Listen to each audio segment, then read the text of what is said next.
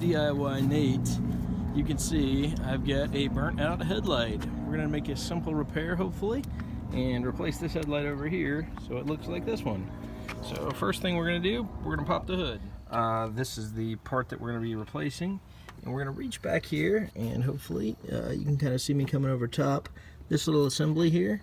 I'm just going to reach in here and we're going to twist it, see if it's counterclockwise or clockwise. Usually one side or the other will be good to go. Don't want to over twist, but usually these things pop right out. Not today, it seems. Got to give it a little bit of grease, elbow grease, and there we go. A little bit of a twist, and voila, you can see our headlight burnout. So we're ready to swap it out for a new one. Sorry for the footage, trying to do this one-handed, but this is a pretty easy job. You're going to see me pop the little red section here.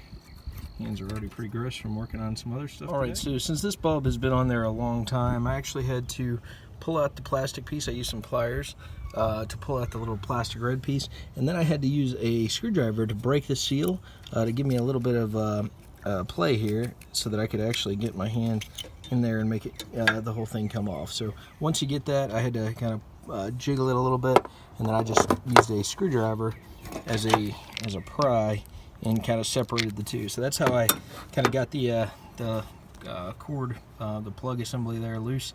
And then we're just going to take this guy and put him back together, hopefully fairly simply.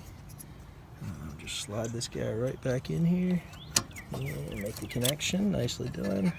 Goes in pretty easy. Doing it with one hand, so it kind of shows you the complexity of this job is very low, which I'm excited about. Saved me most of Saturday, but be a job done. I can chalk. I always like to, with a job like this, I always like to test the work before I lock everything back down. So I'm going to flip on the light switch here and make sure that the light bulbs are burning. And there we go. You can see I'm good to go on the bulb. Remember, don't touch the bulb either. It's always important not to get the oils of your hands on the bulb. So since we're good to go, now I'm just going to put that back in place.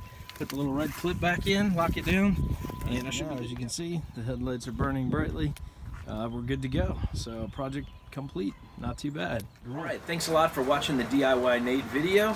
Please like and subscribe if you enjoyed it. Thanks a lot. Have a great day.